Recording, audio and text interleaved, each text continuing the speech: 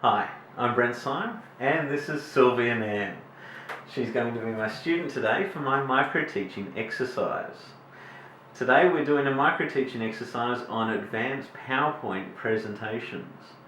Sylvia's a first-year student at Victoria University's Education Bachelor, and she came to me wanting to know how to do specific animations. Reason being because she has a presentation at the end of the year. Sylvia, why did you want me to teach you, or what exactly did you want me to teach you with this animation? Okay, so basically I just wanted to learn how to do animation playing on its own without pressing the mouse button, without clicking anything, so the user can see it straight away. Okay. Alright, so we're going to look at that, and we'll also have a bit of a look at what else you can do with animations inside of PowerPoint. So let's start off our lesson. Alright, let's have a look at some advanced PowerPoint animations and how we can do them. So let's do a bit of a reacquaintance with the animations tab. We've got it up on the screen here. What can you tell me about it? You've ever seen it before? Yeah. Yep. Just point out to the things that you know. I know these ones. Yeah? What are those there for? Like to make your words like appear or fade or fly in or float in. Okay, so you can add it to words and you can add it to and objects like shapes. Little numbers on there. And little numbers come up next to it. Yeah, that's right. We're going to have a look at those in a little bit later. Is there anything else about that tab there that you can tell me about? No, not sure. So far you've just been able to add animations just straight to the object. Yeah. Okay. And you were telling me that you have trouble with it because it only shows the animation when you click on the slide. Yes. Yeah, okay. Alright, so we're going to get into a bit more about that a little later. So we're on this slide here and we've got the circle in front of us. And what we're going to do is we're going to get the circle to bounce in and then bounce away. Okay, so what we've got now is we've got two animations. You see the numbers 1 and 2? Alright, so there are two animations. First one is bounce in. And the second one? Bounce out. That's right. Okay, so what we can do now that we've added our second animation, we'll look at the timing. So click on the second one, and the timing in the animations, see at the top there, how it says start. We'll have it, click the down arrow, and let's choose the timing after previous. So that's the after the previous animation. So once the first animation's played, the second animation will play straight after. Okay? So let's have a look at that slide. So push the little slideshow button just down at the bottom there and click, bounces in, and bounces away. Okay. So we've got an animation now that bounces in and away. So we've got two animations working together. And to start it, you just clicked. And you didn't need to have another click to have the second animation play because you added in onto the second animation the property to just bounce on. So let's have a look at adding more animations. So these are the ones that we had a look at just before. Okay, we've got our entrance animations. So they're like the bounce in. We've got our emphasis animations. Now have you used those before? Yes. What do they do? They emphasize. Yeah. Also, do they make a object disappear or? No, they just make it do something. Okay, so sort of wiggle or pop Yeah. out at you. Yeah. And then we've got our exit animation, which we did just before, which is the bounce. And then we've got our little motion path animations, which we're a little wondering about those just at the moment. So we'll have a look at those soon. And let's have a look at the right side here, which is our animation number indicators. So basically, remember how when we did that bounce animation, I've got a little picture of it here. This is with the bounce animation. Okay, I haven't actually got it on this picture. This is just a picture, but we've got a 1 and a 2 on top of each other. Now, I just told you before. What do you think those are for? What does the 1 and 2 represent? Just sequence you put them in. Yeah, and what does the 1 represent? If we were thinking about the animation we just did, what would the one? Bounce in. So the bounce in, and the second one? Bounce out. Bounce out, that's right. So they're on top of each other like that. Now, we looked at that initially, but then when I got you to change the timing so that it was for the second one, so that it would start after, it actually became a consecutive animation. You see how the 1's there, but we can't see the 2 anymore. Where's the 2? It goes by itself. Yeah, it's actually hiding underneath the 1 here because it's a consecutive. It happens together. Okay, so they've been layered on top of each other. They're not separate. They don't need to be played separately, and that's how it changes when we've added that as a play after. Okay. And let's do some animations together. Alright, we've got this dreaded ball right here. And what I want you to do is first of all open up the animations pane. Now can you see that in the animations tab? Yep, that's where it is. Now there's nothing on there. Why not? We can do the animation. We haven't done anything yet. Alright, what we're going to do is I don't want you to do any bouncing. I want you to add in a motion path. Okay, where can you find motion paths?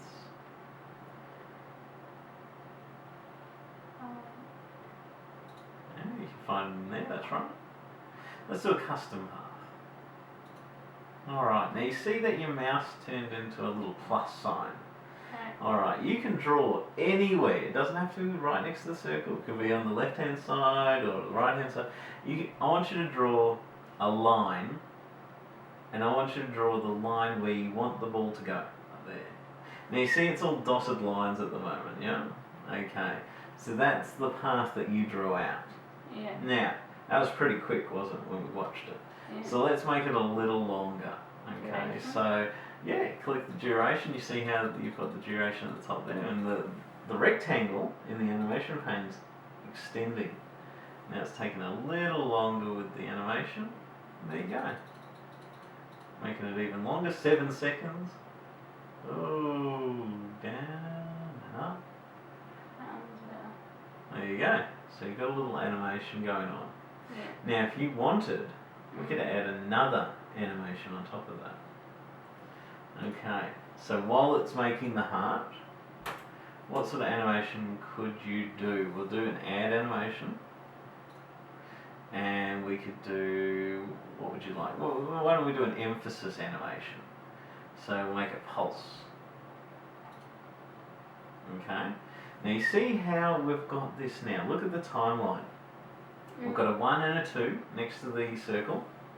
And then up here we've got a 1 and a 2. Yeah. And the timeline for that emphasis animation is only very short, isn't it? Yeah. Okay, so well, we can make it longer if we wanted. Up to 7 minutes, seconds. Now, what do you think without hitting play? What do you think is going to happen? It's going to that one and then that one. Yeah. Now let's think about how we can move them together, make them go together. All right. So what we've done is we've added in animation, and now that we've added it, why don't you tell me what we've done? Okay, so we've made a path. Yep. And it was the left part, and then we. And where is that on your animation pane? Yeah. You want to point to it on the animation pane? Here. Yeah, the The top blue one. one. Yep. And then we added the pulsating part. Yep. And then we. So we've made it pulse. Mhm. Now we've got a lot of those. Why have we got a lot? Because it's the animation for the pulse is this big, and the line is this big, and so we're making it pulse throughout the whole thing. Yep. And so we added. So we've had to add in a few pulses. Okay. So we've done a few pulses and we've moved them. And how did you go about moving them? How did we set the timing? Was it after previous, with previous, or on click for that pulse? We put with previous and then dragged it. Yep, so you've dragged it so that it's after the previous pulse. Yeah. Yeah. Yeah. Excellent. Okay, so what we'll do is we'll click on the little slideshow button and we'll see it play. So there it goes, pulsing all the way around. There's a love heart. Yeah. Okay, excellent. Great job. Okay, so let's click on to the next slide. What we can do by just changing the properties. I'm going to show you 3 different examples just to run home this point of how we can do starting. So this is the typical setup that you'd have. Okay, once again we've got the ball, and then we did that first little animation where we've got the ball bouncing in and bouncing out. And this is how it is if we just added the animations. And this is start on click. This will create a sequenced animation initiated by a user's click. So it will play the first one, the green bar on the timeline, and it will stop. And then it will go down and wait for a click for the second animation to play, and that's that red bar on the timeline. Okay? If this didn't have a 2, what would happen then? Can you ask the question again? Okay, so if it was just a 1 here, right, and this wasn't a 2, what would happen? they'll play at the same time. They'd play at the exact same time. Exactly right. Let's have a look at just that here. Okay, so we've got to start with previous, and that's just what we were looking at. So how would this play? Without a click, once the slide's open? It would, exactly right. It wouldn't need a click because it would start with the previous thing that you've done, and that was open up the slide. Okay, and then we've got our third option, which is start after previous. What does that do to the timeline? So the timeline is... it starts after the second one plays. Okay, so how do we know that? Show me on the timeline. Because the green and the red is not underneath each other, so the red comes after the green. That's right. Exactly right. And we haven't got a 2 here. So that means that... It's on its own. So it plays just after itself. It's part of the first segment. Okay? Alright. So time to create. Okay, so let's do our little task here. What we're going to do is we're going to have, just in the grey section, I want you to have some text appear, and then we'll have a button appear. Okay, and I want you to animate it so that the text appears first, and then straight after that, a button will appear. Without a click? No clicking. Okay, the only clicking will be for the button that goes on to the next slide. Okay? Okay. Alright, so you're creating 2 slides. We're not looking at the second one just yet.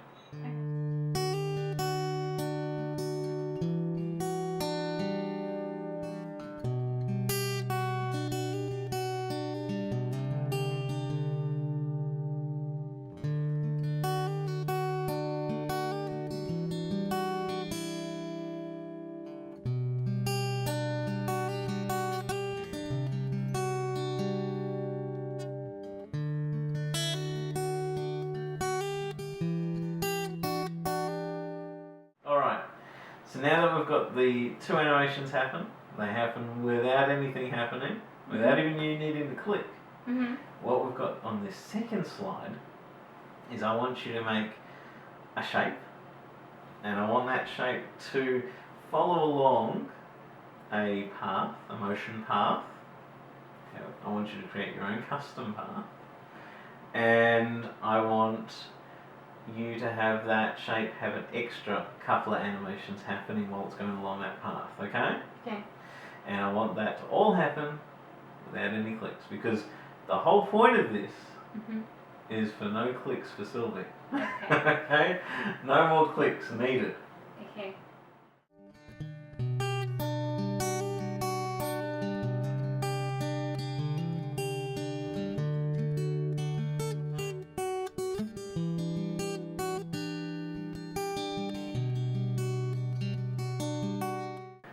So let's see that all together. Mhm.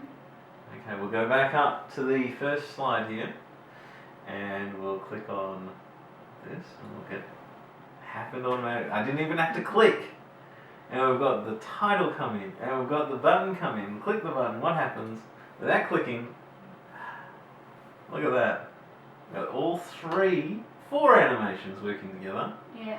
and 3 layered on top of that main motion tween. Yeah. Okay, ends up with a big happy face at the end there. Okay, well done.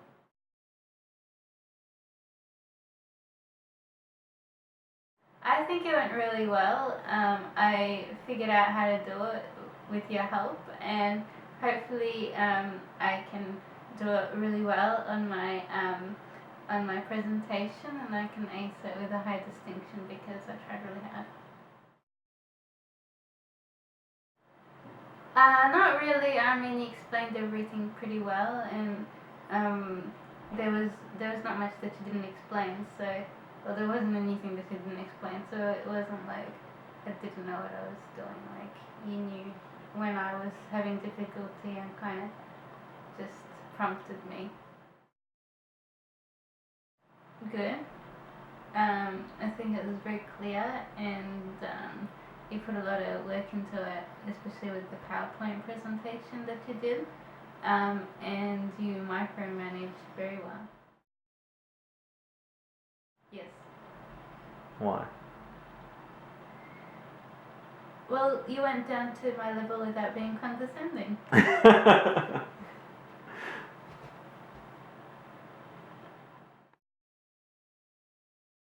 Yes, I did.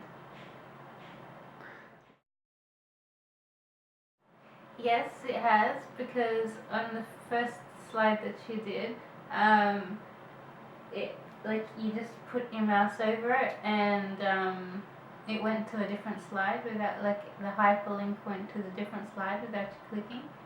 I'd like to learn how to do that. Excellent. You did great work today, Sylvie.